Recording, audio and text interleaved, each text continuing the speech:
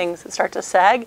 So you're going to have your chin up, and you're going to slip a hand that makes sure that there's a little space between your head and your neck. So you got some blood going to your brain, and your chin is up. So you're looking up, so you're lengthening. Now if you want extra, you put your hands back here and let your shoulders drop. And then you make this sound. Arr, arr, arr, arr.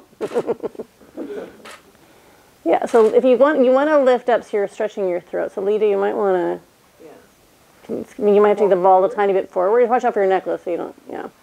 So you just want to make sure you're not compressing the back of the neck so that I can feel a little space. You guys feel that? Like our jaw, we get super tight and all this tissue underneath here. Like if you want to press, then you're like, oh. If we clench our jaw, there's a lot in there. We can do one in a few more months too where we just do the jaw and the face. It's amazing. And we hold so much in our jaw.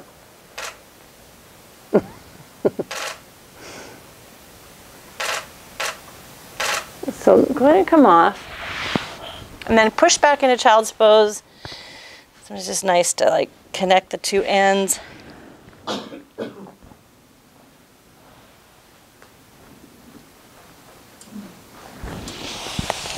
And then lay on your back, and hopefully, like when you balance the front and the back, so just lay on your back and feel, oh man, like I just feel like my back is so much flatter now.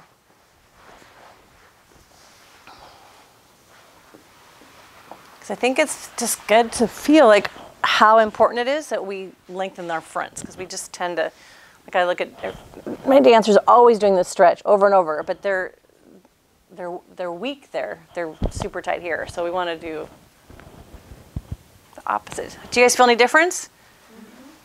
It was worth rolling out that lower ab. So we're going to come up the side and pay attention to lateral. So I'm going to have to be careful on one side. I had a hip replacement and it still hurts on one side. So I will probably modify. So if you have certain places that you need to avoid.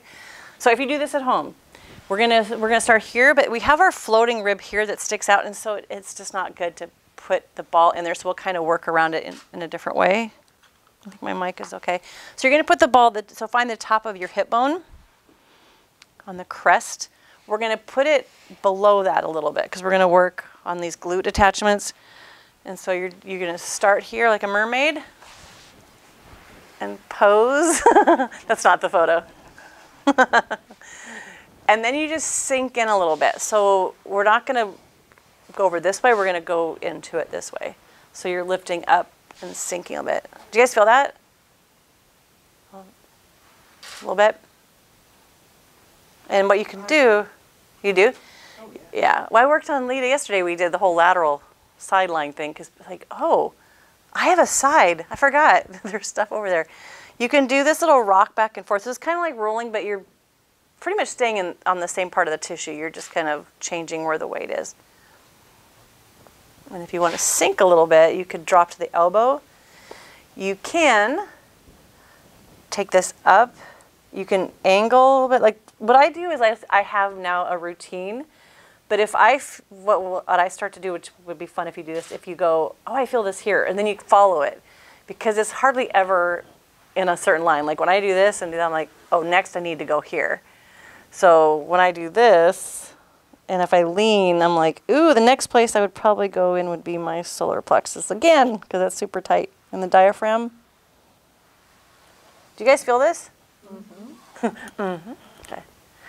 So we're going to go up a little bit, but we're going to go right to find the bottom, the rib that's nice and solid. So you don't want to be in the tissue in between. There's other ways to get in there. We're not going to do it today.